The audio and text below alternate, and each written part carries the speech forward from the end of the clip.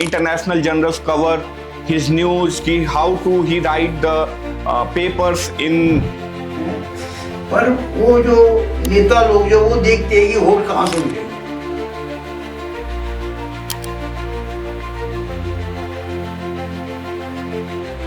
तो जब मैं 15-16 साल का था तो अपने गांव में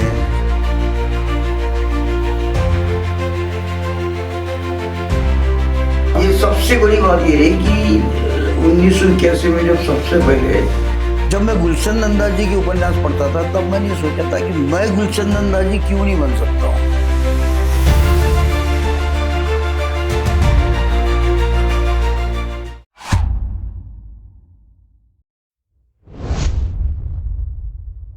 नमस्कार, मैं डॉक्टर अभिनंदन पांडे आपका स्वागत करता हूं।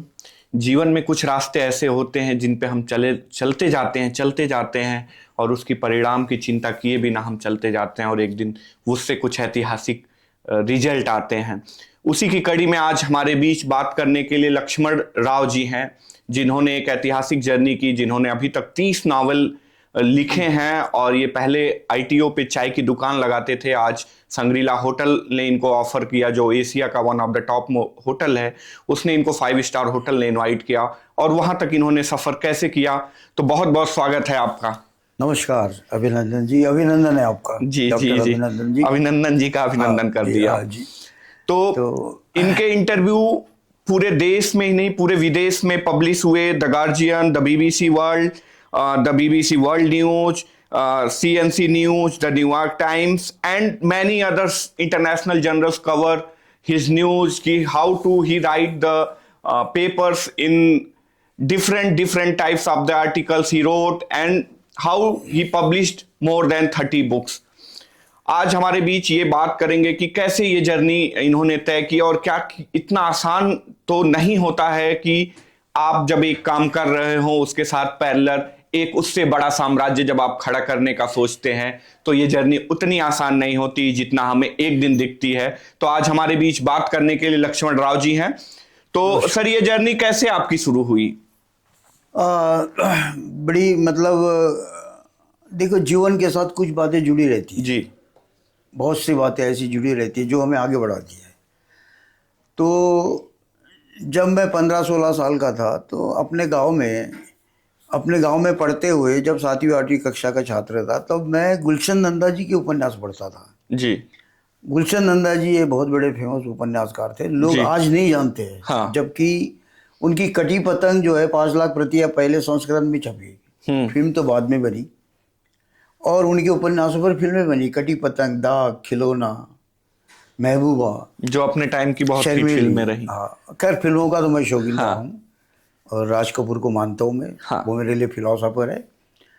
तो कहने का मतलब ये है कि जीवन में कुछ बातें ऐसी होती है कि पहले तो आदमी सोचता है कि रोजगार क्या करना है। हर कोई सोचता है कि मैं ये बनूंगा, वो बनूंगा, वो बनूंगा। जब मैं गुलशन नंदा जी के उपन्यास पढ़ता था तब मैंने सोचा था कि मैं गुलशन नंदा जी क्यों नहीं बन सकता हूँ। हालांकि उस समय उनका नाम बहुत बड़ा था। मुंशी प्रेमचंद, शरद चंद्र चट्टोपाध्याय एक साहित्य क्षेत्र के थे। गुलशन नंदा जी रोमांटिक उपन्यास में थे। तो मैंने सोचा कि मैं गुलशन नंदा जी क्यों नहीं बन सकता। लेकिन उन्हीं दिनों 1963 की बात है, हमारे गाँव का एक लड़का था रामदास। रामदास नाम का लड़का बड़ा आवारा टाइप का लड़का था। इसे एक अध्यापक के नजर में आया, कहता ये आवारा नहीं है, इसे बना सकते हम। और उस अध्यापक ने उसे बनाया और आदर्शवादी बनाया। लेकिन एक थोड़ा सा एंगल था कि अब उस अध्यापक के वो पढ़ाता था उसके साथ एक लड़की बैठती थी, उससे इसका प्रेम प्रसंग हुआ और उन दोनों को अलग करना चाह रहे थे अध्यापक, क्योंकि गाँव का मामला था। एक उस एंगल पे लिखा गया उपन्यास है। लेकिन अचानक रामदास एक दिन अपने मामा के गाँव जाता है, रास्ते में नदी पड़ती है और चमकते हुए शीशे की तरफ पानी को देखकर नहाने के लिए उतरता है तो वो डूबकर मर जाता है। हालांकि उसकी मौत इस एंगल से नहीं जोड़ी जा सकती, लेकिन ये घटना उसके साथ हुई। अध्यापक ने हमें जब घटनाएं बताई तो मुझे भी लगा कि यार लिखो इस पर। और मैंने वो उपन्यास तैयार कर लिया। रामदास उपन्यास तैयार कर लिया और मैं उसे प्रकाशित करने के लिए कोशिश कर रहा था। बहुत सारी पुस्तकें मैं लाइब्रेरी में जाकर पढ़ता था, तब उसमें सारे प्रकाशकों के नाम दिल्ली के होते थे। अब कहाँ हमारा शहर, हमारा गांव अमरावती है, मैं प्रॉपरली महाराष्ट्र से हूँ। 22 जुलाई 1952 को महाराष्ट्र के छोटी से गांव तड़ेगांव दशासर में मेरा जन्म हुआ और वहाँ से मैं 8वीं कक्षा तक पास करके फिर मैं अमरावती आया, वहाँ मैंने 10वीं पास की और उसके बाद फिर मैं एक मिल में काम करने लगा। वो टेक्सटाइल मिल था, 5 वर्ष काम किया मैंने वहाँ पर और वो मिल 1975 में बंद हो गया। तो फिर मैं दिल्ली चला आया और वो भी मेरी एक जिज्ञासा थी कि मुझे लेखक बनना है और मेरी पुस्तकें प्रकाशित करना है। तो कहने का मतलब प्रकाशन व्यवस्थाएं दिल्ली में थी, इसलिए मैंने, और मैं हिंदी में लिखता था जबकि मेरी मातृभाषा, मैं मराठी भाषी व्यक्ति हूँ, लेकिन मुझे लगाव था हिंदी भाषा से और हिंदी भाषा पूरे देश में पढ़ी जाती थी तब। अच्छा रिस्पांस था हिंदी भाषा के प्रति। तो उन दिनों जब मैं आया था तो मेरे पास तो रोजगार था ही नहीं। हालांकि मैंने पिताजी से 40 रुपए लिए, वो तो खत्म हो गए आपके भोपाल में। अच्छा, वो 40 रुपए लेके दिल्ली आना था। दिल्ली क्यों? दिल्ली आके ही लिखनी थी दिल्ली मतलब एक प्रकाशन व्यवस्था जो थी, दिल्ली, मेरठ या इलाहाबाद, ये उत्तर भारत के क्षेत्र थे जहाँ हिंदी भाषा की प्रकाशन व्यवस्थाएं थी, उपलब्ध थे और हमें हिंदी में छापना था। लेकिन गुलशन नंदा 5-5 लाख रुपए कमा रहे तो हमें 5,000 तो मिलेंगे, अपेक्षा ये थी। लेकिन जब मैं आया था तो मेरे पास कोई रोजगार नहीं था। मैं भोपाल में एक भवन पे मजदूरी की, 90 रुपये वहाँ कमाए और फिर मैं जून महीने में GT एक्सप्रेस में बैठकर दिल्ली आया, जुलाई महीने में। और उसके बाद फिर मैं यहाँ जो काम मैंने भोपाल में किया था, भवनों पे मजदूरी करना, वो काम मैंने यहाँ किया। फिर ढाबों पे बर्तन साफ करना वगैरह वगैरह करता रहा। उसके बाद फिर मैंने ITO के पास विष्णु दिगम मार्ग पर खुद की पान की दुकान लगाई। अच्छा, पान बीड़ी सिगरेट बेचने लगा। पढ़ता था, अच्छा हुआ, ये मेरा सौभाग्य था कि ITO से 1 किलोमीटर दूर दिल्ली गेट पर पुस्तकों की दुकानें लगती थी संडे को, और वहाँ से अच्छी अच्छी किताबें खरीद कर लाता था।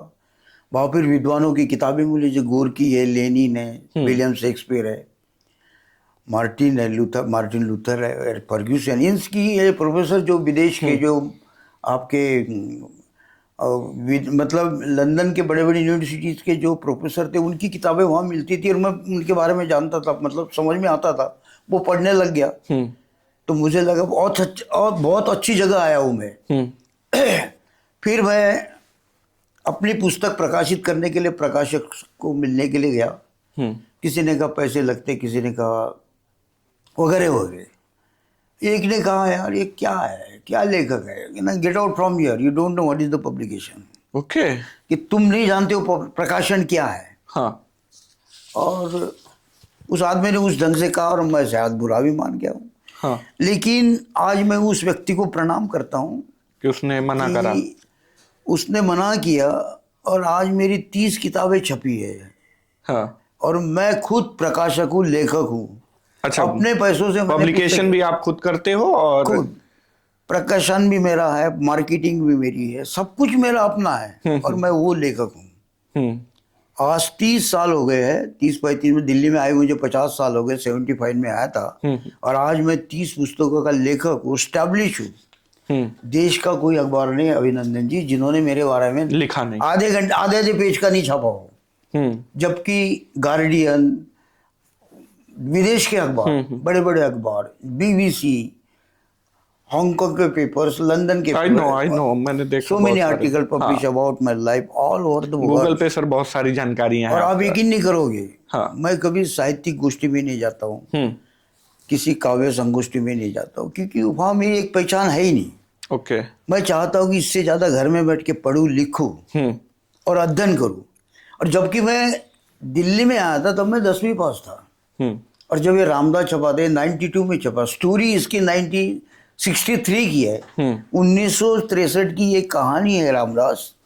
और ये तीसरा उपन्यास छपा। जब 1981 में मेरे जीवन के बारे में पहला आर्टिकल छपा था टाइम्स ऑफ इंडिया में, तो इसकी चर्चा इंदिरा गांधी जी के कार्यालय में हो रही थी कि देखो महाराष्ट्र एक लड़का आया हुआ है, वो पेड़ के नीचे बैठकर किताबें लिखता है, देखो अखबार में छपा हुआ है। अच्छा, इंदिरा जी के कार्यकाल में? इंदिरा जी के कार्यकाल। और आप लोग क्या करते हो, आप सांसद है, मेंबर ऑफ पार्लियामेंट है, क्या करते हो आप? उस समय लेखकों की इज्जत थी। उस समय 10-20 किलोमीटर में या 50 किलोमीटर में एक आधा लेखक होता था। अब तो हर किलोमीटर 100 लेखक है। अब तो घर घर में लेखक है। तो कहने का मतलब ये था कि एक फिर मेंबर ऑफ पार्लियामेंट आए मेरे पास। उन्होंने कहा तुम एक मिल लो, इंदिरा जी से मिल लो और तुम्हारी वहाँ चर्चा होती है। तो मैंने कहा सर मुझे कौन मिलने दें, आप ले चलिए। कहता नहीं नहीं, तुम्हें नाम बताने की जरूरत नहीं है, तुम जाओ वहाँ, मैं ये हूँ वगैरह वगैरह। लेकिन एक सुअवसर मिला। 27 मई 1984 को 3 मूर्ति भवन में, दिल्ली के 3 मूर्ति भवन में इंदिरा गांधी से सौभाग्य मिला मिलने का। और फिर मैंने कहा कि मैं आपके जीवन पर लिखना चाहता हूँ। उन्होंने कहा नहीं, मेरे बारे में बहुत लिखा है लोगों ने, आप लिख सकते हैं। तो हमारे प्रशासन के बारे में हम लोग क्या करते हैं। तब मैंने एक नाटक लिखा प्रधानमंत्री के नाम से, प्रकाशित भी किया और छापा। तो कहने का मतलब इस तरह से ये मेरा काम चलता गया, एक एक किताब लिखी है। अब तो मेरी 10 किताबें ऐसी है कि उनकी कीमत, एक एक किताब की कीमत 2000 रुपए है। काफी महंगी किताबें आप लिखते हैं। हाँ? काफी महंगी किताबें आपने लिखी। नहीं, वो इंटरनेशनल लेवल के लिए है वो। अच्छा, ओके, इंटरनेशनल। हमारा हिंदी का पाठक पढ़े या ना पढ़े, उसको ट्रांसलेट भी किया है हमने। जो पढ़ता है वो पैसे नहीं देखता है, पुस्तकों की कीमत नहीं देखता है। जो पढ़ता है वो पुस्तकों की कीमत नहीं देखता, योग्यता देखता, लायकी देखता। इस आदमी ने लिखा गया है। ये विचार आते कहाँ से थे जब आपने लिखना शुरू किया? करता हूँ, आप यकीन नहीं करोगे कि 1981 से आज 25 चल रहा है, 26 चल रहा है, आज तक के मेरे घर में 4-5 अखबार आते हैं रोज में 4-5 अखबारों का संपादकीय पढ़ता हूँ। अभी भी डेली 4-5 घंटे टाइम निकालता हूँ और 4 या 8 या 12 पेजेस में रोज लिखता हूँ रजिस्टर के। ये मेरा अध्ययन है। और वो सारे अखबार मैंने संभाल के रखे हुए हैं। मतलब इससे बड़ा कमरा होगा जहाँ वो अखबार है, कुछ तो बाइंडिंग किए हुए हैं और वो दस्तावेज है। जब बीच बीच में टाइम निकाल मैं पढ़ने जाता हूँ तो ये सोच आती है। लिखा तब जाता है जब सोच बनती है। प्रोफेसर भी लिख रहे हैं और जनरल भी लिख रहे हैं, सब लिख रहे हैं, लेकिन सोच बनानी पड़ती है। ये कठिन नहीं है, लेकिन कठिन भी है। जो पहली शुरुआत थी, हम 2-2, 3-3, 4-4 पेज लिखकर फाड़ के फेंक देते थे। अब जो लिखते हैं वो फाइनल है। जो भी लिखते हैं वो प्रेस में जाएगा छपने के लिए। अब ये हो गया, वो प्रैक्टिस से आ गया। वो हमें अनुभव आ गया। कमांड, भाषा पर कमांड नहीं, ये जो 30 साल, कितने 40 साल हो गए लिखते आपको? मुझे लिखते हुए 50 साल हो गए। तो जब आपने महाराष्ट्र से छोड़ा, 40 रुपए लेके आप आए दिल्ली। फिर जब आप दिल्ली आए तो सपना क्या लेखक का ही लेके आए थे आप कि? सपना लेखक बनने का ही आया था। अच्छा, लेखक बनने के लिए। लेकिन एक प्रश्न आपने पूछा नहीं, व्हाट इज योर क्वालिफिकेशन? हाँ, नहीं, मैं आने वाला था कि क्वालिफिकेशन आपका क्या था अगर आपको राइटर बनना है। क्योंकि जब भी कभी मेरा इंटरव्यू होता है कहीं पर भी, तो ये पूछते कि तुम कहाँ तक पढ़े हो। और आपको बड़ा आश्चर्य लगेगा मेरे दोस्तों, मित्रों, पाठकों, दर्शकों, कि जब मैं यहाँ आया था दिल्ली में तो मैं सिर्फ 10वीं पास था, अभिनंदन जी। लेकिन उम्र के 40 साल में मैंने 12वीं पास की। ये पीछे तिमारपुर है, यहाँ सेंटर होता था 12वीं कक्षा, 12वीं तक यहाँ फॉर्म भरा और यहाँ से मैंने 12वीं पास की। उसके बाद उम्र के 50 साल में मैंने दिल्ली यूनिवर्सिटी से बीए किया। 50 साल बाद? हाँ, 50 साल बाद। ओके। और 1900 मतलब अपनी उम्र के 63 साल में मैंने इग्नू से एमए किया हिंदी में। अभी कितनी उम्र है आपकी? अभी मैं अब 72 का हो गए। 72 के हो गए। लेकिन लोग कहते लगते नहीं हो।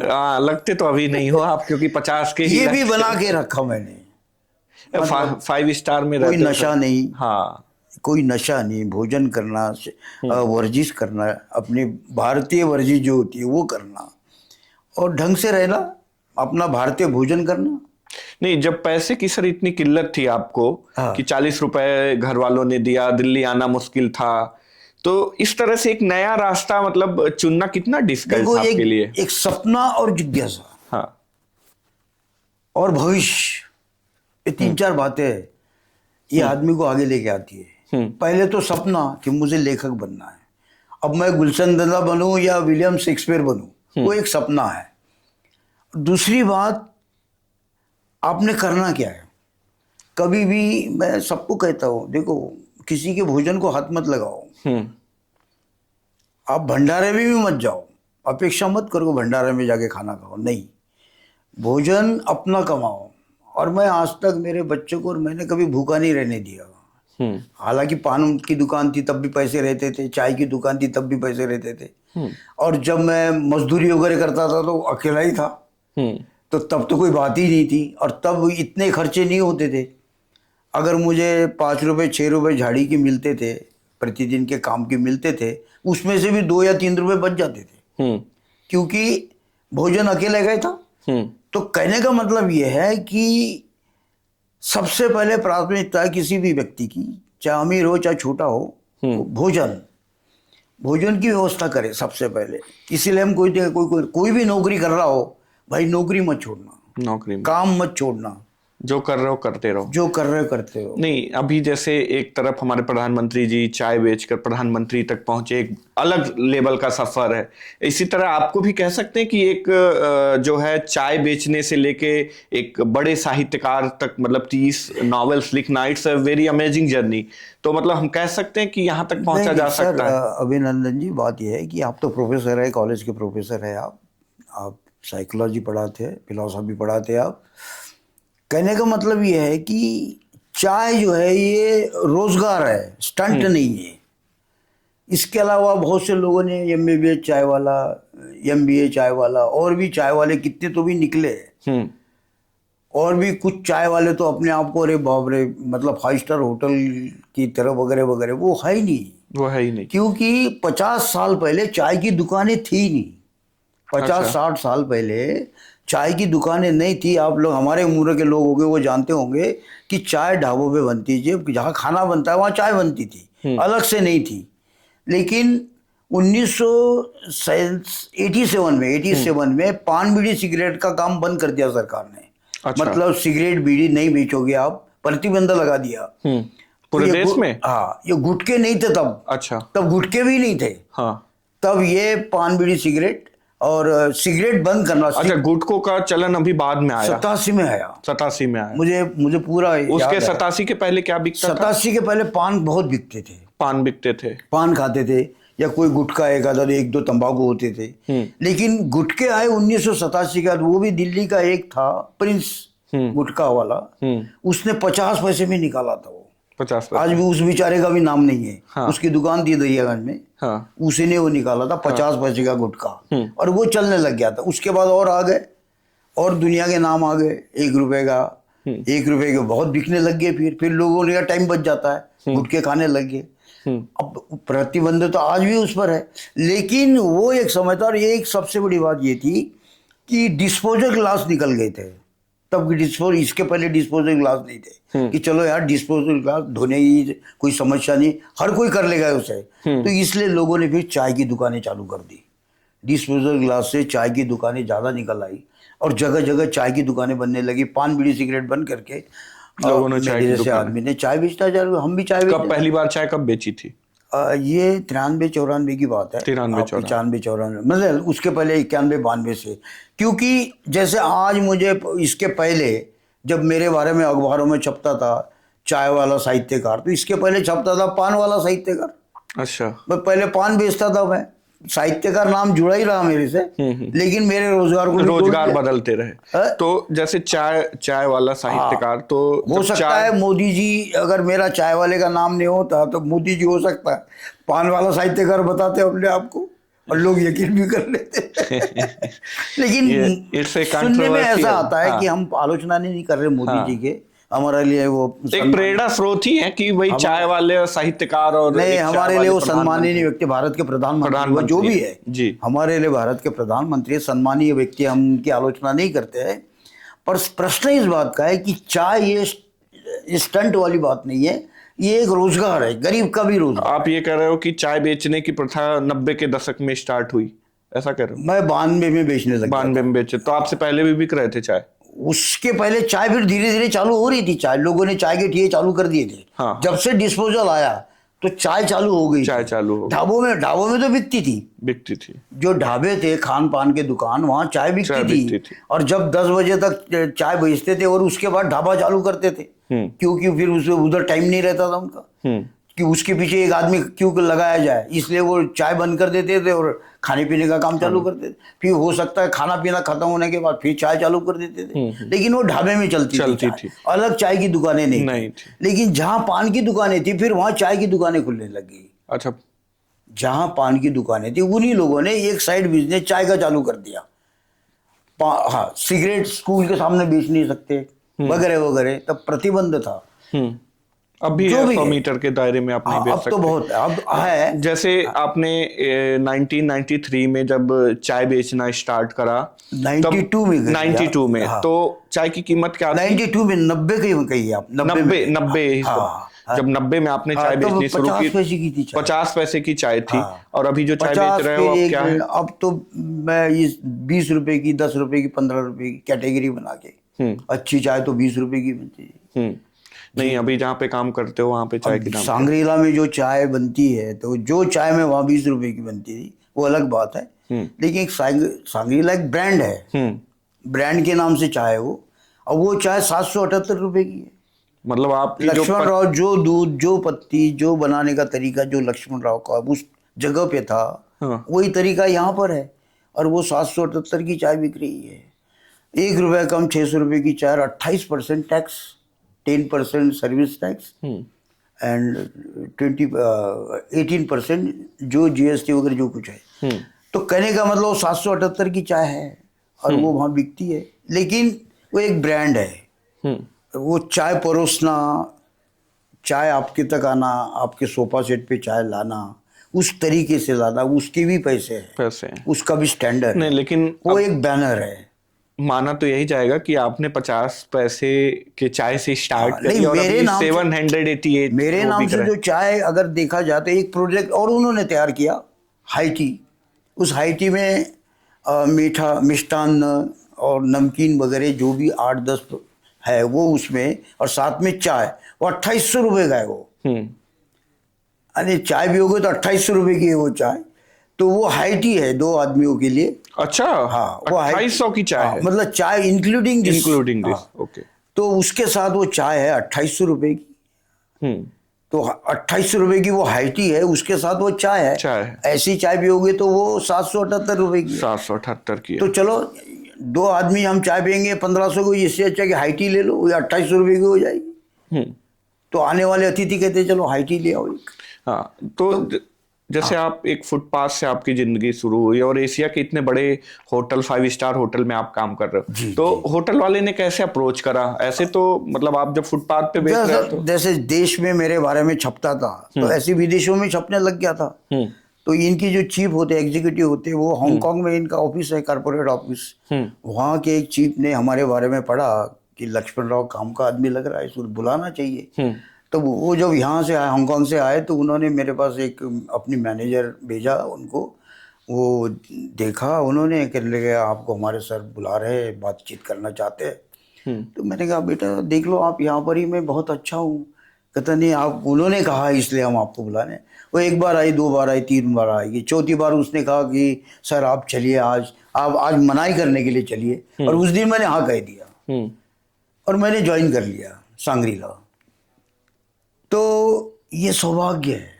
नहीं, चाय का क्या सीक्रेट है? जैसे जनरली हम इलाहाबादी चाय को, अदरक हो गया, तुलसी हो गया, चाय की पत्ती हो गई, दूध हो गया, आपके चाय का क्या सीक्रेट है कि जो 50 पैसे का था 788 का अगर बिक रहा है? सीक्रेट यही है कि चाय जो है हमारा भारतीय पेय है, हमारी इंडियन टी। चाय जो है हमारे भारत में सभी लोग, गरीब आदमी, बड़ा आदमी चाय पी सकता है और कुछ नहीं पीता है। और यही स्टेटस मैंने रखा है कि हमारी भारतीय चाय कैसी होनी चाहिए। तो मैं आपको ये भी बताना चाहता हूँ ये चाय कैसी बनती है। 5 स्टार में भी जो बन रही है, लक्ष्मण राव जो चाय बना रहा वो कैसी बनती है। हालांकि मैं वहाँ एज ए टी कंसल्टेंट हूँ और मुझे वो मैनेजमेंट के बच्चे वगैरह जो आते हैं उनको सिखाना पड़ता है कि बेटा आप ऐसे सीखो, ये करो, वो करो, वो करो। तो चाय का मतलब ये है कि आप पानी उबाल लो 1-2 लीटर, 2 लीटर पानी उबाल लो अच्छी तरह से। जब वो अच्छी तरह से उबाल जाता है तो उसमें फुल क्रीम दूध, किसी भी ब्रांड का, जो भी है, मदर डेयरी है, पारस है, वगैरह वगैरह, जो भी है, पराग है, जो भी है, 6 लीटर उसमें पानी डालो और दूध डालो। 2 लीटर पानी, 6 लीटर दूध, उसको और अच्छी तरह से उबाल लो और उसमें एक पत्ती डालो। अब मेरे पास जो पत्ती आती थी वही पत्ती मैंने उनको रिकमेंडेशन की कि भी सर आप ये पत्ती, तो वो 2 महीने लग गए उसका कोड आने के लिए।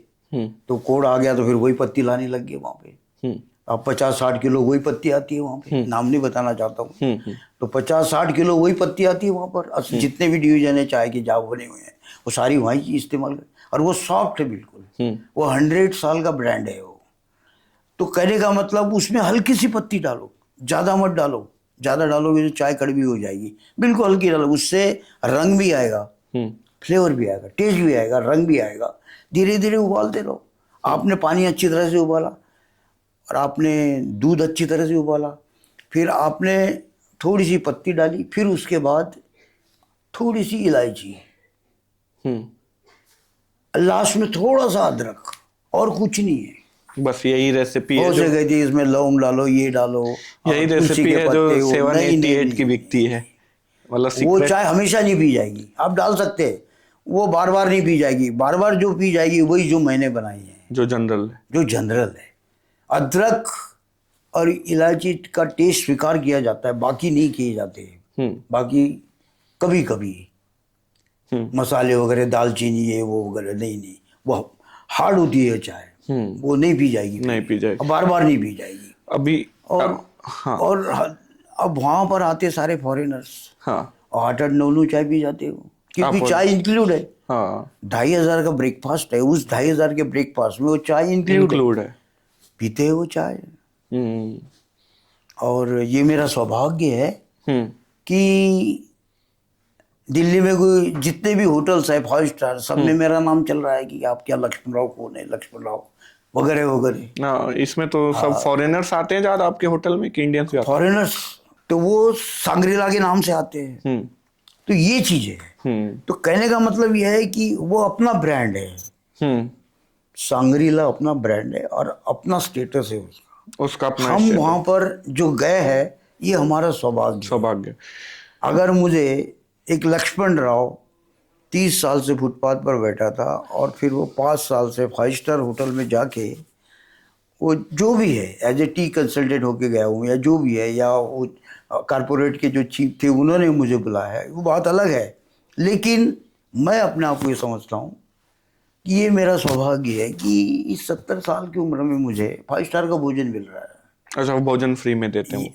भोजन, यूनिफॉर्म वगैरह वगैरह ये सब वो देते हैं, उसमें इंक्लूड ब्रेकफास्ट वगैरह जो भी है। और रिस्पेक्ट, बहुत इतनी रिस्पेक्ट की, मतलब एक 6 महीने के बच्चे को भी उतनी रिस्पेक्ट जितनी एक वो सामान्य गेस्ट जो हमें मिलवाना चाहते हैं, ये हमारे बच्चे को आशीर्वाद दीजिए, क्योंकि उन्होंने कभी हमारे बारे में अखबारों में पढ़ा है वगैरह वगैरह जो भी है, और एक नाम है कि देखो यार, और फिर हमने जो किया है वो काउंट में आता है, कहीं ना कहीं उसको माना। मैनेजमेंट की जैसे आपने बात कराई कि बच्चे को मैनेजमेंट वाले आते हैं, आप उनको बताते हो, तो ये आपने अपनी चाय और राइटर बनने में, यानी चाय वाले साहित्यकार में, दोनों में बैलेंस कैसे किया?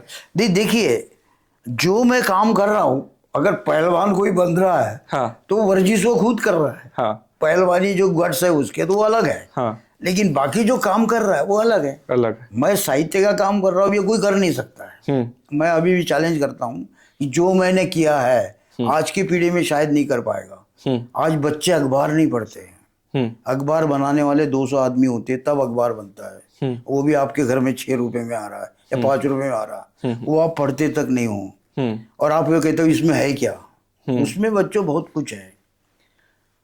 हाँ, कुछ कुछ अखबारों का स्टेटस नहीं है, वो जो भी है, लेकिन अखबार जो है वो महत्व का है। और आप पढ़ते नहीं हो, पुस्तकें नहीं पढ़ते हो, पुस्तकें भी नहीं पढ़ते बच्चे, तो आप लेखक कहाँ से बनोगे? साहित्यकार बनना तो बहुत बड़ी बात है, पुस्तकें लिखना बहुत बड़ी बात, सोच बनाना वो बड़ी बात। सोच, ये जो स्टूडियो बना हुआ है ये सोच से बना है। ये कई साल लग गए इनको सोच बनाने में, तब ये बना, तब इसका ये रूप आया। तो जब तक दिमाग में सोच नहीं आएगी हमने बनाना क्या? आइंस्टीन वैसे नहीं बना, या गांधी वैसे नहीं बना। गांधी को भी लोग आज गालियां देते, जो नहीं जानते वो गालियां देते। नेहरू को भी आज गालियां देते हैं। नेहरू ने जो किया वो आज के टाइम में कोई कर नहीं सकता है। जो उसने पढ़ाई की, जो उसने अध्ययन किया, वो आज लोग नहीं कर सकते हैं। लेकिन उनकी आलोचना करते हैं, उन्हें बुरा कहते हैं, उनको गालियां देते हैं। समझो आप, पहले आप जैसे आपने बताया कि गुलशन नंदा आप बनना चाहते हो, बाद में आपने बदल दिया कि नहीं मेरे को शेक्सपियर बनना है, विलियम शेक्सपियर। तो कैसे, मतलब तो बात है कि गुलशन नंदा जी हमारे भारत जब मिशन आपका ये था, गुलशन मिशन तो वही है ना। हाँ, गुलशन नंदा भी एक पुस्तक लिखने वाला लेखक है। हाँ। और विलियम शेक्सपियर भी एक साहित्यकार है। हाँ? और उनके नाटक भी बहुत, जबकि उनके ऊपर मैंने पुस्तक लिखी 720 पृष्ठ की। 720 पृष्ठ की उनके ऊपर मैंने पुस्तक लिखी है। उनके नाटकों की समीक्षा की मैंने, 10-12 नाटकों की। सबसे बेस्ट उनका कौन सा आपको लगा? गुलशन नंदा की सबसे बेस्ट किताब आपको कौन सी लगी? वैसे सारी एक जैसी थी, लेकिन कौन सी आपको लगी? जैसे शर्मिली है या कटी पतंग है। कटी पतंग बहुत अच्छी लगी। क्या उसमें एक स्टोरी थी। अच्छा। एक जो भी उनका कथानक, सबसे बड़ी बात यह है कि उनकी भाषा सरल होती थी। उनकी हिंदी भाषा थी वो बहुत सरल होती थी। हाँ। उसको पढ़ते थे, वो हमारे समझ में आता है। हम अहिंदी भाषी है, अहिंदी भाषी लोगों ने ज्यादा पढ़ा गुलशन नंदा को, इसलिए वो भाई उनका नाम है। तो वो फिर एक कथानक होता था कि उनके कथानक में जिंदगी बनाने की बात आती थी। उनके कथानक में प्रेम आता था। अब प्रेम के लिए तो आप अच्छे रहोगे, आदर्शवादी बनोगे, तभी तो प्रेम करोगे। नहीं तो कौन पसंद करेगा आपको? प्रेम करने वाले तो सारे हैं। लड़कियां पैसा तो देखती है कि लड़के के पास पैसा हो। हम तो प्रेम में सफल नहीं हुए, बात अलग है। प्रेम क्या है आपके हिसाब से? प्रेम क्या है? प्रेम क्षणिक आकर्षण है। क्षणिक आकर्षण। प्रेम क्षणिक आकर्षण है और उसमें स्पर्श नहीं है। और जहां स्पर्श आता है वहां पतन है। हाँ। प्रेम में स्पर्श नहीं है। स्पर्श का मतलब आप हाथ मिला रहे हो, वो स्पर्श नहीं है। जो लैंगिकता का स्पर्श होता है वो नहीं है उसमें। और जहां यहां तक चला जाता है तो वो फिर मनुष्य का पतन है। स्त्री स्पर्श वालों को पसंद नहीं करती है, ये कभी भी ध्यान रखना। स्त्री, उसका सौभाग्य यही है, उसे चाहिए भी यही है। लेकिन मनुष्य से दूर रहना, अलग रहना, ये उसका सौभाग्य है। ये हमने बना के रखना चाहिए। हमने यही लिखा है। हमने हमारे उपन्यास में, या जो बड़े बड़े साहित्यकारों के उपन्यास हो, शरद चंद्र चट्टोपाध्याय वगैरह वगैरह, इन्होंने नारी को सुरक्षित रखा है। नारी को सुरक्षित रखा और सुरक्षित है, नारी सुरक्षित है। नारी मंच पर डांस करने वाली नहीं है, लेकिन आप उससे नचवा रहे हो, ये या तो उसका दुर्भाग्य है या आपका धंधा है, और ये होना नहीं चाहिए। और आप कहोगे नहीं अब तो सब कुछ चल रहा है, सब कुछ होता है। नहीं, सभ्यता कहाँ है फिर? आदर्शवाद कहाँ है? हम ग्रामीण क्षेत्र के लोग, आप देख रहे होगे, आप दिल्ली को छोड़ के जो ग्रामीण क्षेत्र के लोग आते हैं वो सभ्यता रखते हैं, आदर्शवाद है। मेट्रो में हम बैठते हैं कि यहाँ हम बैठे हुए, साथ में थैला रखा हुआ है खाली सीट पर। अब उसे कहना पड़ेगा तुम थैला क्यों रखा हुआ है यहाँ पे? बैठने वाला ये तो सोचेगा यार हम बैठे कहाँ। या ओल्ड एज पर्सन के सीट पर आप बैठे हो, गर्दन नीचे करके वीडियो देख रहे हो, ये क्या सभ्यता है?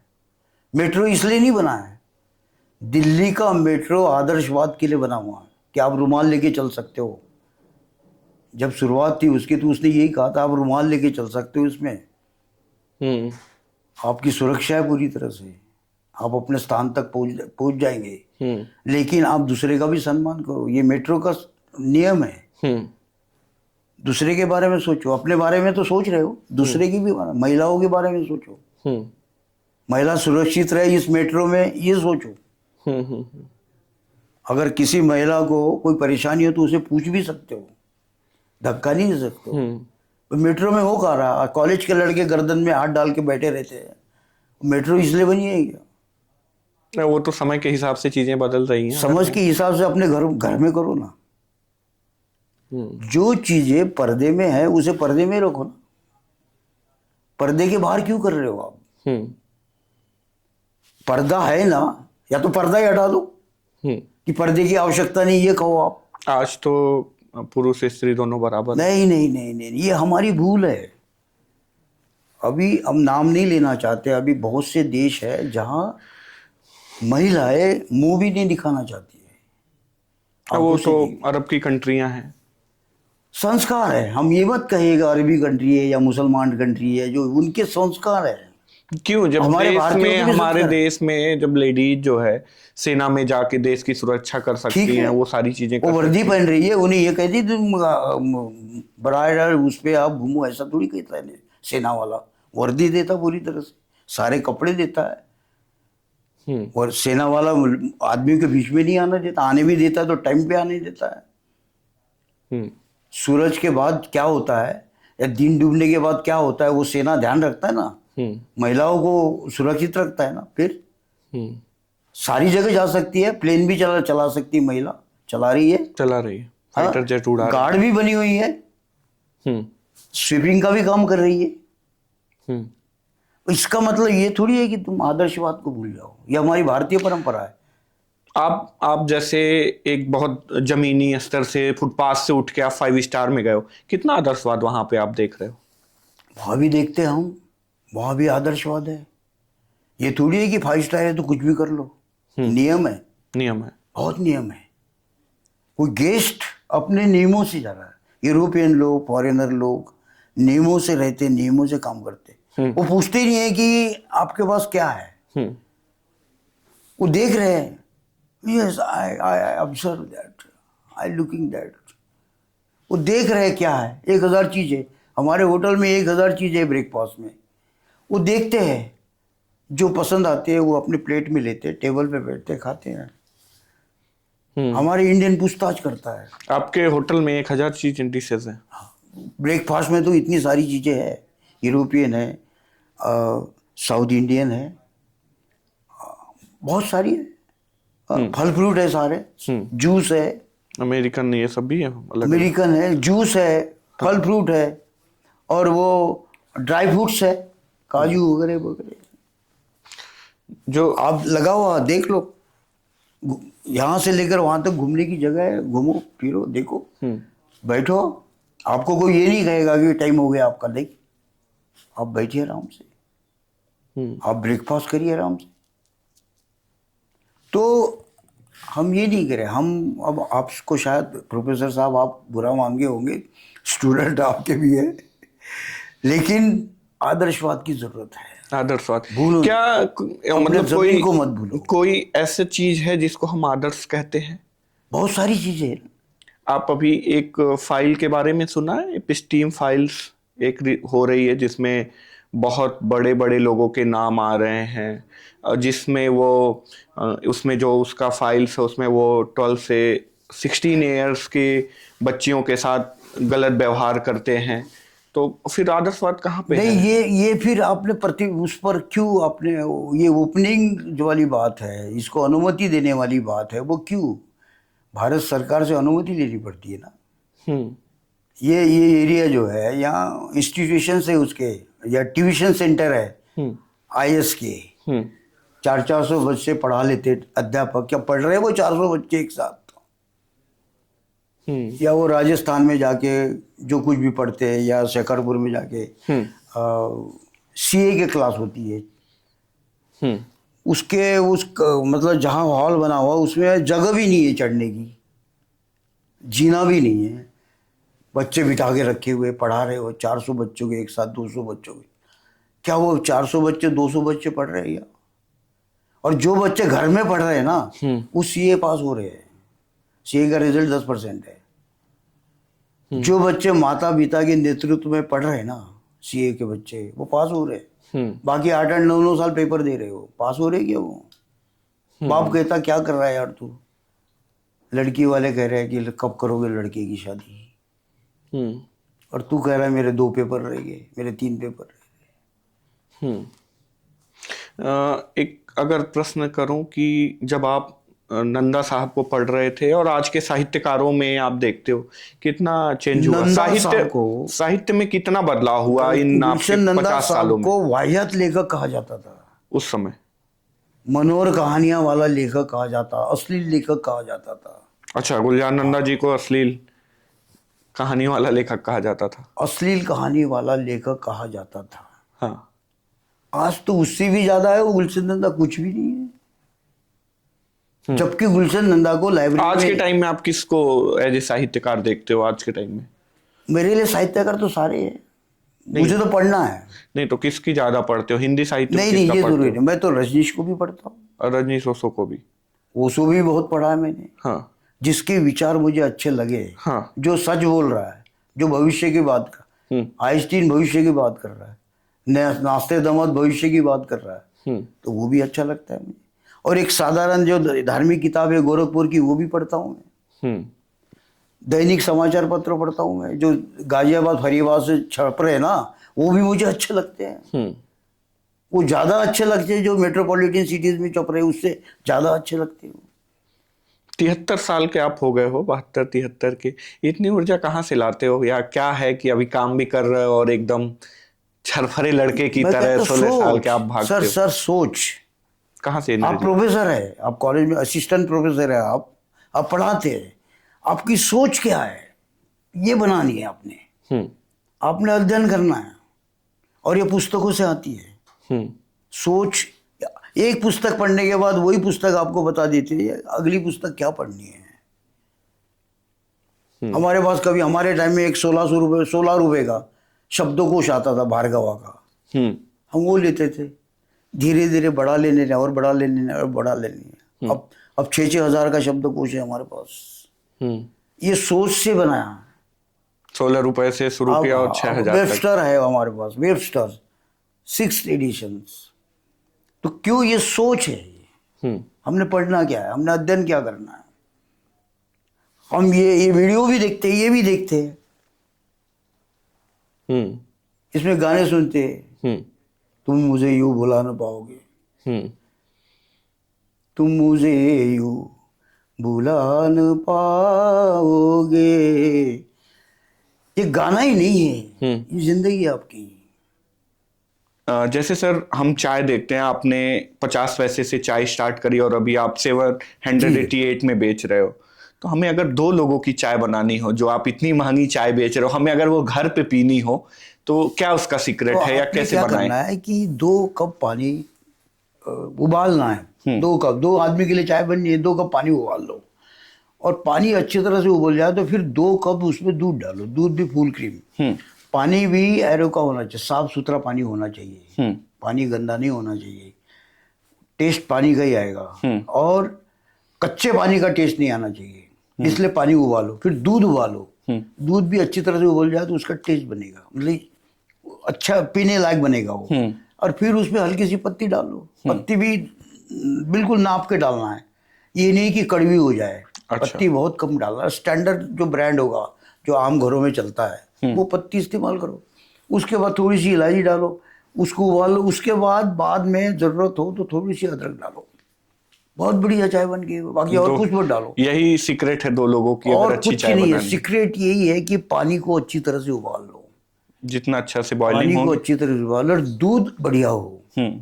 दूध होगा, और दूसरे ब्रांड होते हैं छोटे, मतलब जो वो नहीं चल पाते चाय में, अगर चाय बढ़िया बनानी हो तो।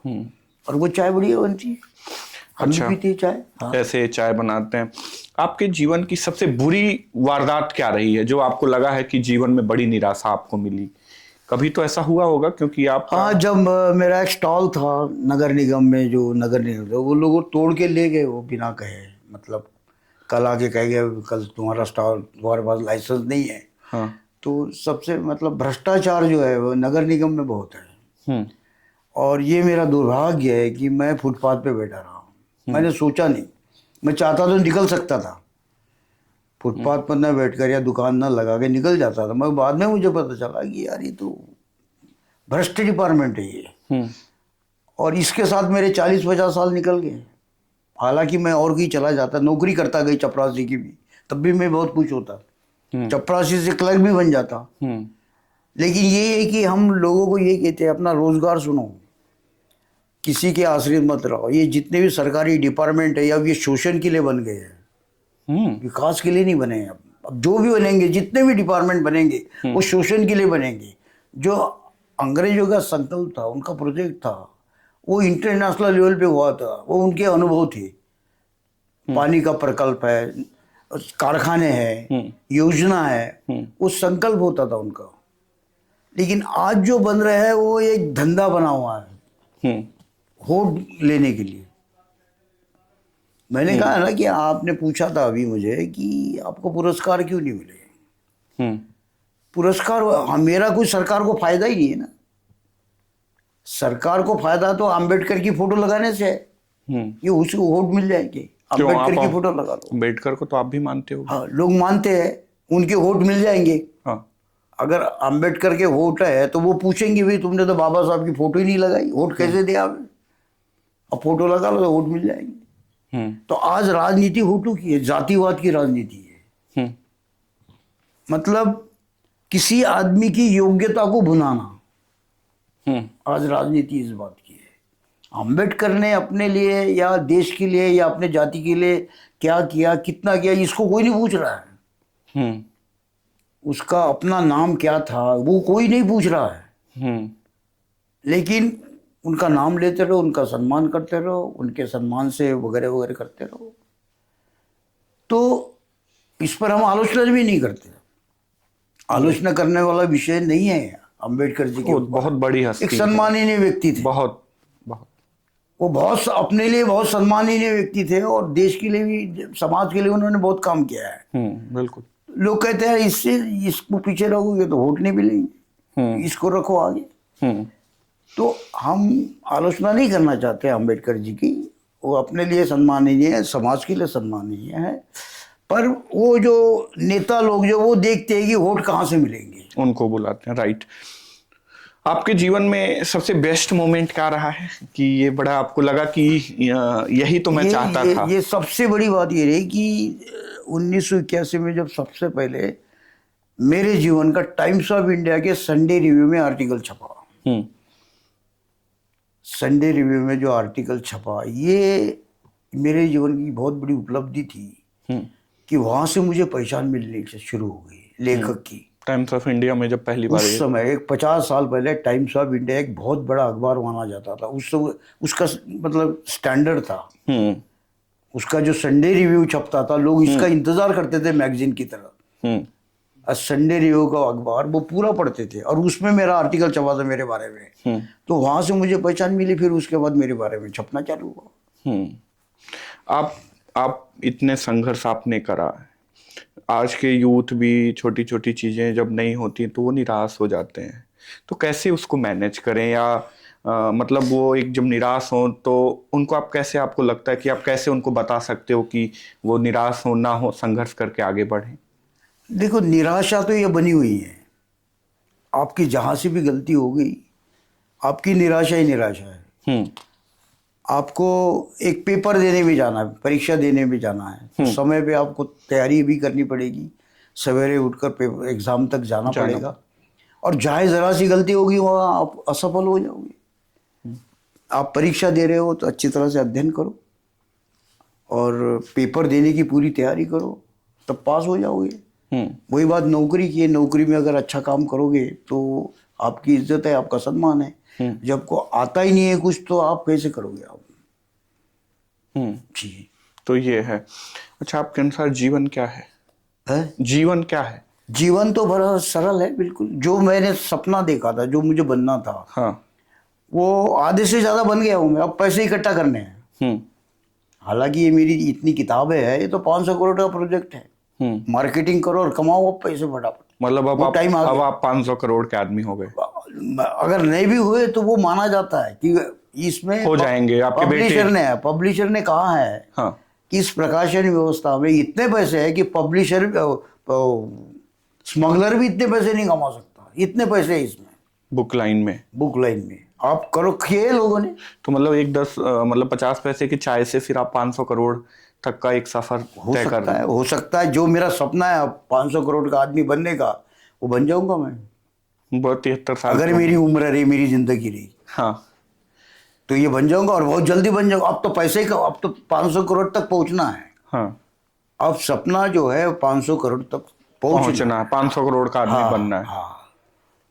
तो ये क्या 5 स्टार होटल में आते हैं लोग, वो स्टे करते हैं, उनसे देख के ये लगा? नहीं नहीं नहीं नहीं हाँ भाई, हमारे में जो योग्यता है वो उनकी तरह है ना। हाँ।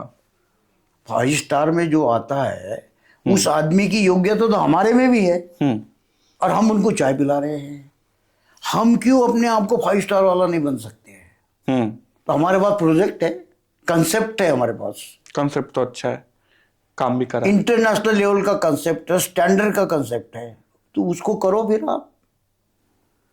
आप इस काम में ज्यादा ध्यान देने से अजाय उसके तरफ ध्यान दो। सम्मान अपनी जगह पे है। 5 स्टार होटल ने हमें बुलाया, सम्मान दिया, हम धन्यवाद देते, अभिनंदन करते उनका।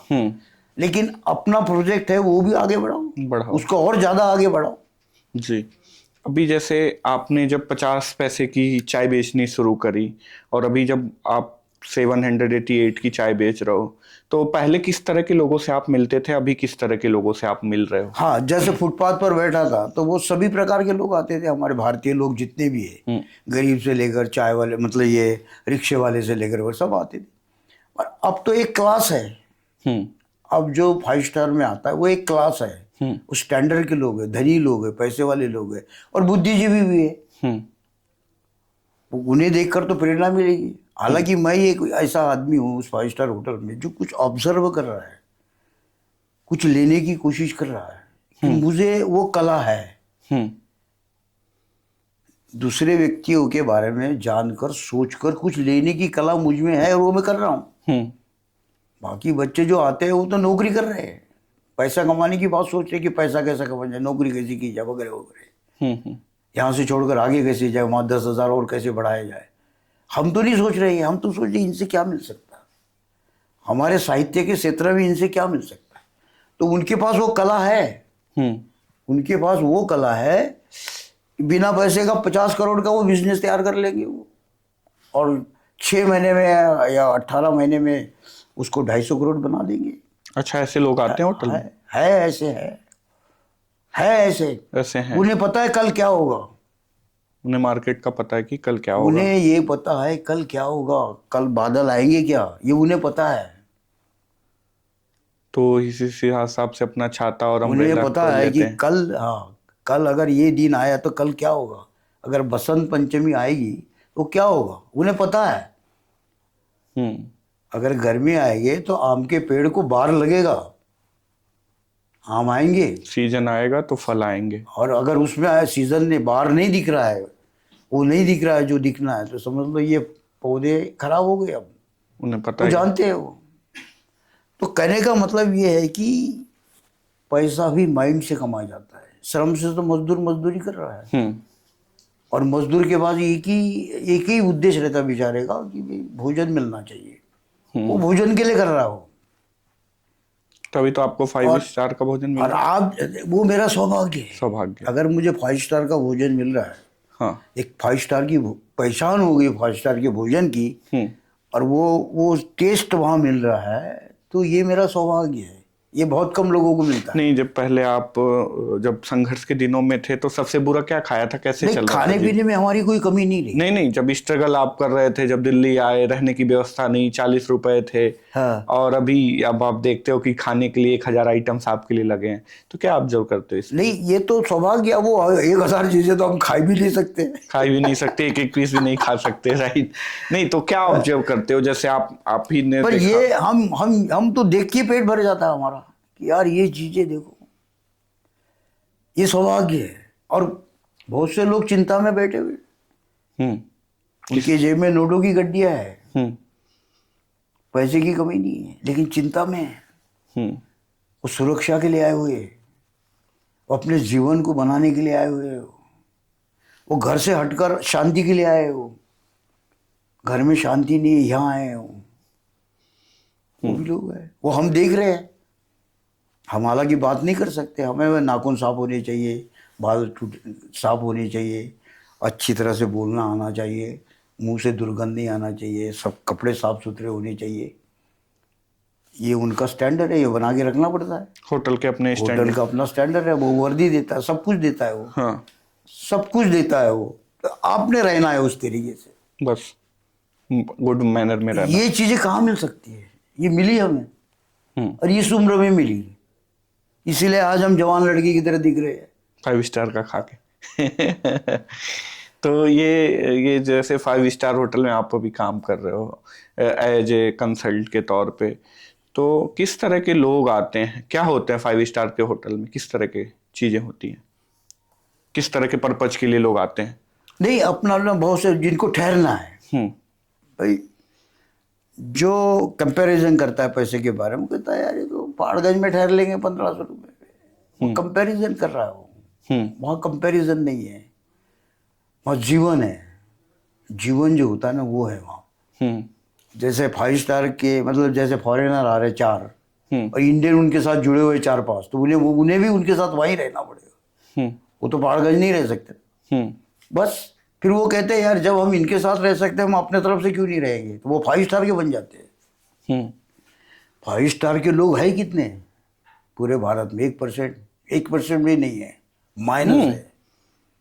1% भी नहीं है, माइनस है, क्योंकि पहले बात किसी को मौका ही नहीं मिलता है। जो यहाँ का है, जो बाहर जाकर तो 5 स्टार में रहता है, पर यहाँ कहाँ रहता है वो? यहाँ अपने घर में ही रहता है वो। लेकिन कुछ सीखने की बातें होती है, कुछ सोसाइटी बनाने की बातें होती है। भाई मिलना है, चलो यार तुम ऐसा करना, सांगली ला जाना, वहाँ मिल लेंगे हम। वो मेहमानों को वहाँ बुला लिया, लड़कियां दिखाना है, लड़के दिखाना है, वहाँ बुला लिया। ये जिंदगी है। लेकिन एक साहित्यकार होने के नाते हमें ये सब कुछ मिला देखने को, पहचान करने को।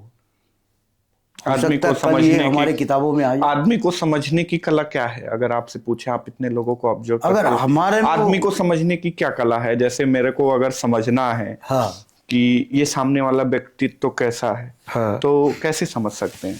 सबसे बड़ी बात यह है कि दूसरे को समझने के लिए पहले हमें अपने आप को भी समझना पड़ेगा, हम इसे कैसे समझे। कुछ लोग ये बोलते ही नहीं है, चुप रहते हैं। अगर वो थैंक्स भी कहेंगे ना, तो उनके थैंक्स में बहुत जान है, केवल थैंक्स कह दे, वो ओके कह दे। मैं अब क्या बताऊं मैं कि अब इसी का उदाहरण देता हूँ। वीडियो में कई वीडियो देखने के बाद एक आधा वीडियो आता है देवगन का और वो टंडन का, रवीना टंडन का, कि वो एयरपोर्ट से आ रही है और इधर से ये देवगन जा रहे हैं और वो अचानक देख लेते हैं और बस हाथ हिला देते बस। तो चाहे यह आर्टिफिशियल बना हुआ जो भी है, जिसने अगर किसी ने आर्टिफिशियल भी बनाया तो वो उसकी सोच है। लेकिन लगता है यार एक स्टैंडर्ड का रिश्ता है ये। चलो हमने कभी एक फिल्म में काम किया था, हमारी करीबी थी, हम करीब थे बिल्कुल। हमने वो भी सीन किए कि दृश्य किए कि गले में हाथ डाल रहे हैं एक दूसरे के, और आज हम सिर्फ मिल सकते हैं या दूर से देख सकते हैं, क्योंकि हमारे पत्नी को भी ऐतराज होगा कि क्या मिले थे, क्यों मिले थे। अगर पत्नी का सम्मान करना है तो डर भी है, क्यों मिले थे। चलो ठीक है, हाथ दिखाया आपने, ठीक है, और बातचीत करने की क्या बात किया। यही तो है आदमी को सीखना, और ये हमें साहित्य सिखाता है। आपने तो पढ़ा होगा ये, अपने साइकोलॉजी में या फिलोसॉफी में जो कुछ भी बहुत पढ़ा होगा, बहुत पढ़ने को मिलता है, समझने को मिलता है। लोग हमें कहते हैं यार तुम कितनी पढ़ते होंगे किताबें। मैं 40 पेज के ऊपर नहीं पढ़ता हूँ एक टाइम में। मतलब एक दिन में कितने घंटे आप पढ़ते हो? एक टाइम में अगर एक किताब मैंने उठा ली तो 20 या 30 पेज पढ़ता हूँ मैं केवल, क्योंकि उसके बाद पढ़ा नहीं जाता मेरे से, वो सोच बनानी पड़ती है यार, ये अंडरलाइन करता रहता हूँ मैं, वो समझना है उसे। पुस्तक हर कोई नहीं है मेरे पास। पुस्तक जो पढ़ रहा वो मेरे काम की है, जो मैंने अपने दिमाग से खरीदी है और उसे पढ़ना है। सभी लेखकों को नहीं पढ़ रहा हूँ मैं, या जिनकी समीक्षा आती है वगैरह वगैरह वगैरह, ऐसा नहीं है। कि किसी किताब में ऐसा लगा कि यार ये इसमें होना चाहिए तो हमने खरीद के लिया, चाहे 1500 की हो चाहे 2000 की हो। और उसको पढ़ा हमने, तो पढ़कर सोच हमारी निर्माण होती है। आपके जीवन की सबसे बेस्ट बुक कौन सी रही? है आपने जो 30 नॉवेल्स लिखी, सबसे बेस्ट बुक कौन सी रही? उसकी क्या कहानी है? सबसे ज्यादा ये रामदास। रामदास, फिर वो जो रेणु। ये रेणु रेणु की ये क्या जो हमारे कहानी है? दुकान के सामने लड़की आती थी, वो सीए की कैरेक्टर थी, सीए करने मतलब ट्यूशन देने आती थी, वो लड़के उसकी तारीफ करते थे मेरी दुकान पर बैठे हुए। हाँ। फिर मैंने सोचा यार इस पर लिखना चाहिए, तो उन्हीं के लड़कों से बहुत कुछ पूछा और एक 200 पेज का उपन्यास तैयार कर लिया मैंने। इसी तरह से क्या कहानी उसमें है? मतलब वो किस तरह से स्ट्रगल करती है और आगे कैसे बढ़ती है, उसका नॉलेज क्या होता है। सफल हो जाती है लास्ट में? वो सफल ही है। सफल है अभी। इसी तरह से तो भोपाल में उनके पे आपने किताब लिखी, तो वो कभी मिली आपसे इधर? नहीं। उनसे बात भी नहीं की हमने, कैरेक्टर उससे कभी बात नहीं होती है, ना करते हैं। मतलब आप कस्टमर से पॉइंट्स, व्यू ऑफ पॉइंट सोचने का लेते थे आप? उसे क्या पता, उस लड़कों से जो मैं पूछ रहा हूँ उसे भी पता नहीं कि अभी इस पर किताब लिखेगा। It is a skill. Observation एक कला है। ये भी कला है। तो ऑब्जर्वेशन क्या अब है? आप कहोगे यार इस पर लिख दो, आप इस पर लिख दूंगा मैं। कि ये स्टूडियो क्या है? हाँ। नहीं, और कोई कहे ऑब्जर्वेशन क्या है आपके हिसाब से? जब आपने 30 नॉवेल्स लिख डाली और चीजों को ऑब्जर्व करके और पढ़ के, तो ऑब्जर्वेशन क्या है? वो जीवन है, हमने उसमें जीवन की समीक्षा की है कि जीवन क्या है। जैसे मैं भोपाल में था तो एक लड़की मॉर्निंग में वॉक करके जाती थी, डॉगी उसके हाथ में होती थी, और हमने सोचा ये मकान की मालकिन है, इसकी लड़की है ये। बाद में पता चला कि वो एक नौकरानी की लड़की है, और उसको जो उसके माँ बाप मर गए हैं और वो उसे पाल रहे हैं। हाँ। उस पर मैंने उपन्यास लिख दिया, नर्मदा। तो और वो गार्ड को पूछ के लिख दी। अच्छा, गार्ड से पूछ के लिखा? गार्ड से पूछा, वो कहानी मेरे दिमाग में रही। हाँ, उसी मैंने का। कहा इस पर उपन्यास हुआ, वो लिख दी। तो दरअसल हमारे दिमाग में और भी ऐसे प्लॉट आए जो हमने लोगों से पूछा। हाँ। ये एक ऐसा प्लॉट था, बहुत बढ़िया प्लॉट था, उसको मैं पूछता रहा। मैंने कहा इस पर लिखूंगा, वो उसने सब कुछ बता दिया। और एंड में कहा उसने कि भी मेरी बहन कह रही थी कि भी हमें कितने पैसे मिलेंगे। हाँ। कि नहीं तो मत छापना। तो फिर? अरे तो हमने छापा ही नहीं, क्योंकि जब एक डिमांड आती है ना कहीं से, तो वो विवाद में आता है। फिर आगे पता नहीं और क्या क्या पूछेंगे और क्या क्या मांगेंगे, इसलिए अच्छा ड्रॉप कर दो। तो जिसपे आप भी अपने एजुकेशन में जानते होंगे कि जो चीज़ ज़रूरत वाली नहीं है उस पर स्टॉप लगा दो, जो विवाद कर सकती है उस पर स्टॉप लगा दो। हाँ, ये ऑब्जर्वेशन होनी चाहिए। ये ऑब्जर्वेशन है। ऑब्जर्वेशन यही है कि आपके निर्णय लेने की क्षमता कितनी है। नहीं, निर्णय क्या किसी चीज को लेके इंस्टेंट लेना चाहिए निर्णय या थोड़े सोच नहीं, समझ मैंने कहा निर्णय लेना। हम्म। हमने ये नहीं कहा कि पॉजिटिव या निगेटिव, आपने निर्णय लेना है। उसका रिजल्ट पॉजिटिव भी निकल सकता है, निगेटिव भी निकल सकता है। निर्णय कैसे आप लेते हो? जैसे जीवन में आपको लगता है आपने निर्णय लिया। आपने जैसे चाय की दुकान जब बंद करी, तो क्या निर्णय, क्या सोच के लिखा? मैं आपके बारे में बताता हूँ कि आपने निर्णय लिया हाँ। कि लक्ष्मण राव को बुलाना है, स्टूडियो में उनका इंटरव्यू लेना है। हाँ। आपने मुझे बुलाया, स्टूडियो में इंटरव्यू ले लिया, आपका ये निर्णय था। हाँ। वो पूरा भी हो गया। हाँ। इसमें कई बातें आ सकती है, क्या यार लक्ष्मण राव आएंगे क्या? आपने ये नहीं सोचा क्या वो आ सकते हैं, क्या आएंगे क्या, और मना कर दिया तो उन्होंने कहा वेट करो। लेकिन आपने सोचा नहीं, उम्मीद पूरी, आ जाएंगे, आ गए। रिक्वेस्ट नहीं करनी पड़ेगी, आ गए। ये निर्णय होता है। मैंने इसके बारे में बताया ना कि इन्होंने एक सोच बनाई है, ऐसा बन सकता है क्या, बन गया। ये जो लोग होते हैं जो सफल होते हैं, वो उनकी सोच होती है। सोच सफल बनाती है आदमी को। और सोच जिसकी सफलता क्या है? अगर आपसे बोलूं सफलता क्या है? सफलता ये पहली है, इसकी शुरुआत ही सफलता है। अगर आपने जो सोच बनाई, आपने उसको शुरुआत की, आरंभ कर लिया, वही सफलता है। आरंभ हो ही नहीं सकता। मतलब आपने जो सोचा, अगर उसको काम करना शुरू कर दिया, वही सफलता। वो सफलता है, नहीं तो हो ही नहीं सकता है। हाँ। काम कोई भी सफल हो ही नहीं सकता अगर आपने उसकी शुरुआत नहीं की है तो। शुरुआत ही सफलता है। शुरुआत ही उसकी सफलता है। चाय की दुकान क्यों बंद कर दी आईटीओ वाली? अब वहाँ टाइम नहीं है मेरे पास, 1 घंटे क्योंकि के लिए यहाँ से खोलो, मैं 2 ढाई 3 1 बजे, घंटे के लिए खोलो ना। 1 घंटे के लिए नहीं हो सकता, क्योंकि वो बर्तन इकट्ठा करना, धोना, फिर लगाना, फिर ग्राहक आएंगे। 1 घंटे का कंसेप्ट नहीं है ये कम से कम 12 घंटे का या 8 घंटे का है। 8 घंटे का तो है ही, समझे ना। मतलब हम वो काम करें जो नुकसान ना हो, कष्ट ना हो, और उसमें अगर 800 रुपये लगाए तो 1000-1200 रुपये मिले, ये नहीं कि वो 700 रह जाए। अभी मेरे यहाँ आई थी पद्मश्री अवार्डी नलिनी कमलनी, दोनों सिस्टर्स आई थी यहाँ पे वीडियो शूट के लिए। अच्छा। तो उन्होंने, मैंने बताया कि लक्ष्मण राव के, बोले अरे आईटीओ वाले जो चाय बेचते हैं वो तो बहुत फेमस है।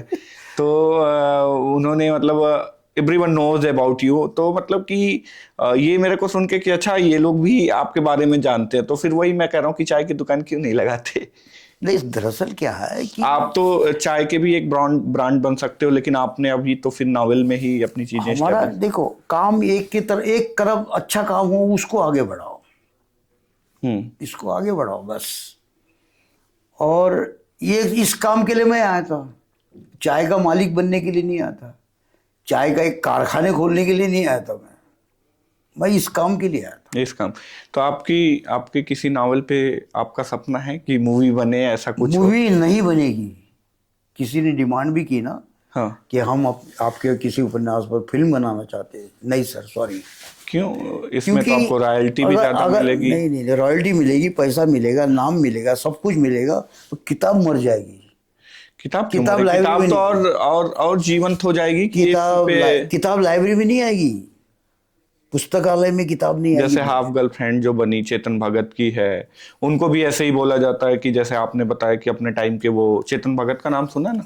बहुत अच्छी तरह तो वो भी इस तरह के थोड़ा यूथ के डिमांड वाली किताब लिखते हैं। तो वो मूवी बनती है तो रॉयल्टी आती है, मार्केट में नाम जाता है, फिर चीजें और जीवंत हो जाती है। बाद में छपी, पहले मूवी बनी है उस पर। पहले मूवी बनी।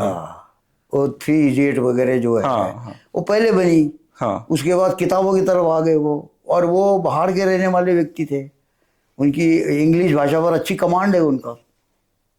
पर अभी रिसेंटली एक आर्टिकल आया था उनके बारे में और मेरे बारे में, कंपेरिजन, हाँ, कि चेतन भगत लक्ष्मण राव नहीं हो सकता। अच्छा, ये आर्टिकल मुझे थोड़ा सा दुख हुआ यार, ऐसा क्यों लिखा, ऐसा नहीं लिखना चाहिए। तो क्या लिखा? तो उसने कहानी में क्या थी? उसने ये लिखा कि चेतन भगत कुछ नहीं है लक्ष्मण राव के सामने, उसने ये लिखा है। अच्छा, ऐसे भी आर्टिकल लिखे गए? लिखते भाई, आपके अपने व्यक्तिगत विचार है ना। हाँ। आपको किसको अच्छा करना है कहना और किसको बुरा कहना है। राइट। वो आर्टिकल मेरी इस पर आया तो उसमें यही था कि लक्ष्मण राव कभी चेतन भगत हो ही नहीं सकता। लक्ष्मण राव की जो किताबें है वो अलग ही है, वो चेतन भगत की किताबें नहीं है। अगर उन्होंने इस तरह से कंपैरिजन किया, जो भी अपने व्यक्तिगत विचार है, और हम तो सभी लेखकों को एक जैसे सम्मान देते हैं। हमारे लिए लेखक छोटा नहीं है। अगर हमारे लिए लेखक आलोचना का नहीं है, जो लिख दिया वो बहुत बड़ा है, लिख दिया ना, छाप दिया ना, वो आगे बढ़े नहीं बढ़े पीछे रह जाए और कोई बात है। जैसे आपसे अगर बात की जाए कि जीवन में इतने आपने संघर्ष झेले, तो अगर आपको मतलब किसी को बताना हो कि उसके पास एक से 2 मिनट है और उसको बताना है कि जीवन में संघर्ष क्या होता है, तो आप क्या बताओगे? देखो, संघर्ष सबने किया हुआ है। हाँ। किसी को बताने की जरूरत नहीं है। संघर्ष सबने किया, छोटे ने भी किया, बड़े ने भी किया। जो उद्योगपति बना है, छोटे के संघर्ष थोड़ा मायने रखते हैं। नहीं, छोटा जो, हम तो यही कहते हैं भाई कि जो आज का दिन अच्छा कैसे निकले इसके बारे में सोचो। जो आप कह रहे हो ना, एक लाइन में कह दो कि आज के 24 घंटे कैसे निकलेंगे, कितने सुंदर निकलेंगे, इसके बारे में सोचो। यही संघर्ष है। मतलब आज के डे को अच्छा बना लो, आगे 24 घंटे आपके अच्छे निकलने चाहिए, इसके बारे में सोचो आप। तो यही संघर्ष है। बहुत से ये भी नहीं निकलते, 24 घंटे भी नहीं निकलते, हताश है, भोजन रखा हुआ है सामने, खाया नहीं जा रहा है। अब आप ये पूछोगे कि जिसके नज़दीकी रिश्तेदार हॉस्पिटल में भर्ती है तो वो क्या सोचेगा? वो सब भूल जाएगा। वो यही सोचेगा भाई मेरे पिता की तबीयत ठीक हो जाए या मेरे माँ की तबीयत ठीक हो जाए। वो भी एक संघर्ष है। वो पूजा पाठ में लगा हुआ, सब कुछ में लगा हुआ, कि होश आ जाए एक बार, ये भी संघर्ष है।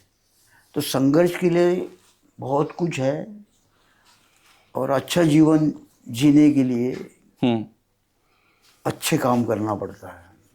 आपके जीवन का सबसे यूनिक मोमेंट इन 73 सालों में कौन सा रहा? यूनिक मतलब सबसे अलग लगा कि ये वाला मोमेंट कभी दोबारा नहीं, नहीं आया। ऐसा कुछ नहीं है मेरे लिए तो सारे। ये भी होता है क्या? ये हो सकता है कि मैंने ये सोचा, ऐसा भी होता है। मतलब नया आप कंटिन्यू सीखते गए। हाँ, बस अब एक न्यूज़ मैंने देखी थी, बीबीसी ने छापी थी अखबार के पहले पेज पर या इधर उधर, मैंने कहा यार ये भी हो सकता है क्या? लेकिन मैं यहीं हूँ। मैं इसी फुट आप यहीं पे हो, इसी फुटपाथ पे, और आपके बारे में पूरे देश विदेश में लाल लिखा किला जा रहा वही है। है, लाल किला भी वहीं है, और आपके बारे में देश विदेश लाल में किला वही है, मैं यही हूँ। हाँ उसके बारे में भी छप रहा, मेरे बारे में भी छप रहा है। हाँ, उसके बारे, उस लाल किले में से हर प्रधानमंत्री अपनी भी तारीफ कर रहा, देश की भी तारीफ कर रहा। वो भाई है। और ये लक्ष्मण राव पूरा विदेश तक जा रहे हैं, और लक्ष्मण राव विदेश में घूम रहा, विदेश में चर्चा, विदेश गए कभी? नहीं, कभी नहीं गए। लेकिन विदेश के पेपरों में मैं गाजियाबाद भी नहीं गया। मतलब दिल्ली में ही रह गए पूरे? मतलब गया हूँ, वो बात अलग है, लेकिन घूमने फिरने का मुझे शौक नहीं है। मैं अपने नागपुर जाता हूँ, प्रणाम करता हूँ अपने धरती को, और 10-5 दिन होके आता हूँ मैं। लेकिन और कहीं चलो भाई, कहीं 1981 में जम्मू गया था, मतलब वैष्णो देवी गया था। पहला दर्शन 1981 में किया था, तब लोग भी नहीं थे वहाँ पर। किसी को रास्ता पूछने के लिए 1-1 किलोमीटर देखना पड़ता था, दुकानें नहीं थी वहाँ, रास्ता नहीं था। तब मैं गया था, गुफा थी, जो पुरानी गुफा थी, अब वो कमर्शियल बन गया। वो मतलब तीर्थ स्थान नहीं है, वो कमर्शियल स्थान बना दिया लोगों ने, और वो हो जाता है परिस्थिति, धार्मिक प्लेस जो है परिस्थिति के अनुसार हो जाता है। तो कहने का मतलब, मुझे तो पढ़ने का शौक है। परिस्थिति क्या है आपके अनुसार? परिस्थिति ये मायने रखती है। परिस्थिति क्या मायने रखती? परिस्थिति मतलब जैसे आप बोल रहे हो ना, परिस्थिति बदल देती है चीजों की, तो मतलब समय बदल जाता है तो परिस्थितियां बदल जाती है। पहले छोटे छोटे कॉलेज होते थे, अब बड़े बड़े कॉलेज बनने लग गए। पहले साधन नहीं थे, अब साधन बन गए। आप अभी पता नहीं आपने देखा कि नहीं, एक टाइम वायरल हो रहा था, अपना टाइम आएगा। तो क्या टाइम कभी आता है कि चलता रहता है? अपना टाइम तो आ गया है। आपका तो आ गया है। नहीं, सबका आ गया, आपका भी आ गया, इनका भी आ गया। टाइम आ गया है, उसको देख नहीं रहे हम। कैसे देखें फिर? भाई उस दिन वही होना था, वो टाइम है, उस दिन उतना ही होना था, उस दिन उतना ही होना। अब टाइम कभी नहीं आएगा, टाइम आ गया है। जो आज कर रहे हैं ना, वही टाइम है, और वही उसके लिए टाइम है। कोई, हाँ, मैं कह रहा हूं ना कि कभी किसी पर आश्रित मत रहो, अपना काम करते रहो, अपने को जो होता है वो करो बस, और वही होगा। आज के यूथ को आज के जनरल आदमी को जो अभी संघर्ष शुरू किया है, और वो सपने नहीं देख रहा है कि 500 करोड़ रुपए का आदमी हो, क्योंकि अभी वो अगर 100 रुपए 50 रुपए के लिए संघर्ष कर रहा है, या आज के यूथ को, तो किस तरह की क्या आप कहना चाहोगे उनसे? भाई अगर जिसने होल्ड प्रतिस्पर्धा, हम 2 बातें, प्रतिस्पर्धा और प्रतियोगिता, इससे हमेशा दूर रहे। कंपटीशन से दूर रहे, दूसरे की बराबरी करने की कोशिश ना करें, अपना क्या कर सकते हो वो करिए। हमारे पास वो प्रोजेक्ट है कि हम 500 करोड़ का आदमी बन सकते हैं। ये प्रतिस्पर्धा नहीं है या प्रतिद्वंद्विता नहीं है, वो हमने प्रोजेक्ट तैयार कर लिया है। अब हम और आगे कितना कर सकते हैं वो हमारा काम है, पर हम किसी की प्रतिद्वंद्विता ना करेंगे। नहीं यार, उसकी बराबरी करूंगा मैं, नहीं, वो अपनी जगह पे है, तो आप आगे बढ़ोगे। अब हम शेक्सपियर बन सकते हैं, उनकी बराबरी नहीं कर सकते। तो अभी इंग्लिश में नावल लिखना शुरू किया? नहीं, इंग्लिश में मेरी किताबें ट्रांसलेट हो रही है, लेकिन जो शेक्सपियर है वो शेक्सपियर है, जो विलियम शेक्सपियर है वो विलियम शेक्सपियर है, या जो आइंस्टीन है वो आइंस्टीन है, या जो गांधी है गांधी है, जो नेहरू है नेहरू है। ये लोग कोशिश करेंगे हम बनना चाहते हैं, बन सकते हो लेकिन उनकी बराबरी नहीं कर सकते आज। और इस बात को समझे, एक प्रोफेसर होते, एक आपके लेवल में और भी बड़े बड़े प्रोफेसर होंगे, उनका रहन सहन, उनका जो कुछ भी है वो बिल्कुल अलग होगा और डिफरेंट लगते हो, आपने देख लिया होगा। तो आप अपने आप ही आपके हाथ उठ जाते हैं नमस्कार करने के लिए या प्रणाम करने के लिए, क्योंकि उनकी योग्यता दिख रही है इसलिए। तो ये चीजें स्वाभाविक है और ये होती है। आपके जीवन का सबसे बड़ा गुरु कौन रहा है? सबसे बड़ा गुरु कौन रहा है आपके नहीं, जीवन? गुरु कोई नहीं है मेरा, गुरु पुस्तक ही है। आपके गुरु पुस्तक है बस, मेरा अध्ययन ही मेरा गुरु है। जो मैं पढ़ता हूँ वही मेरा गुरु है, मार्गदर्शन किसी का नहीं है मुझे, ना मैंने सुना है, ना किया है, ना चाहा है। पुस्तकें ही गुरु हैं पुस्तक आपके ही, लिए। हाँ। पुस्तक आपका सबसे बड़ा हथियार बनी और वही गुरु। हाँ, क्योंकि जो पुस्तकों के अध्ययन से बात बनेगी, मार्गदर्शन वाला कह के जाएगा, लेकिन जो पुस्तकें पढ़कर जो आपको नॉलेज आता है वो और कुछ करने से नहीं आता। तो कुछ लोगों ने अपने बड़े बड़े प्रोजेक्ट तैयार कर लिए पुस्तकें पढ़कर ही, प्रैक्टिकली। जो आईआईटी में होते हैं वो नए नए प्रोजेक्ट तैयार करते हैं, वो अध्ययन करके ही तो होता है। Thank you so much sir for coming here, और बहुत बहुत धन्यवाद आपका सर, आप यहाँ आए और बहुत अच्छा लगा हमें संवाद करके। निश्चित तौर पे आपकी ये स्टोरी हमारे व्यूअर्स को एक नया ऊर्जा देगी, एक नई सोच देगी। किताब लीजिए। अच्छा, ये सर ने मेरे लिए किताब लाई है, और इसी के साथ thank you so much. Sir ने किताब लाई है और श्री अभिनंदन। ये नमस्कार, तब तक के लिए नमस्कार, जल्द ही किसी मुलाकात होगी। नमस्कार।